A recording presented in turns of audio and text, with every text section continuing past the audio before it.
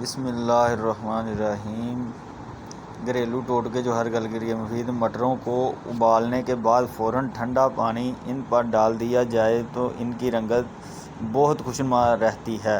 اگر ڈاگ کے ٹکٹ کسی جگہ پڑے آپس میں چپک گئے ہیں تو ان کو علیحدہ کرنے کے لیے فریج میں رکھ دیں، کچھ دیر بعد آسانی سے علیحدہ ہو جائیں گے اور ان کی گوند بھی قابل استعمال رہے گی۔ سلاد کے پتوں کو دھو کر ان کی ڈنڈیاں ایسے پانی بھرے پیالے میں رکھیں جس میں برف کی کچھ ڈلیاں اور لیموں کے رس کے چند قطرے ملائے ہوں۔ اس طرح سلاد یا سبز پتوں والی سبزیاں تر و تازہ رہیں گی۔ بینز کو ابالتے ہوئے اگر چٹکی بھر میٹھا سوڈا ڈال دیا جائے تو ان کی رنگت برقرار رہتی ہے۔ قیمتی اور نازک قسم کی کراکری کو پیک کرتے ہوئے الماری میں رکھتے ہوئے ہر دو پلیٹوں کے درمیان کاغذ رکھیں۔ اس طرح ان پر نامعلوم خراشیں نہیں پڑیں گی۔ اگر پریشر کوکر کھولتے ہوئے ان کے اندر کا گرم مواد آپ پر گر جائے یا کہیں سے بھی تھوڑی بہت جلد جل جائے، آپ صابن کی جھاگ اس جگہ پر لگائیں حتیٰ کہ آپ کو سکون محسوس ہونے لگے۔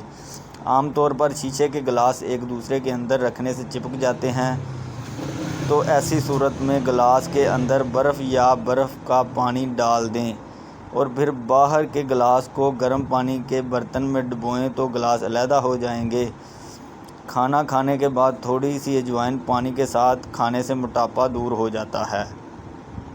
کمزور لوگ اگر روزانہ 10 دانے انجیر کھا لیا کریں تو دبلا پن ختم ہو جائے گا۔ ٹماٹروں کے سروں پر اگر تھوڑا سا موم لگا کر رکھیں تو کئی دن تک ٹماٹر تازے رہیں گے۔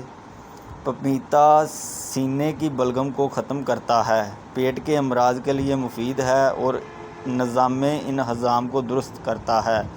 جن لوگوں کے پاؤں میں پسینہ بہت آتا ہے وہ جوتے پہننے سے پہلے پاؤں کے تلوؤں پر پھٹکری پیس کر لگا لیں تو پاؤں میں پسینہ نہیں آئے گا۔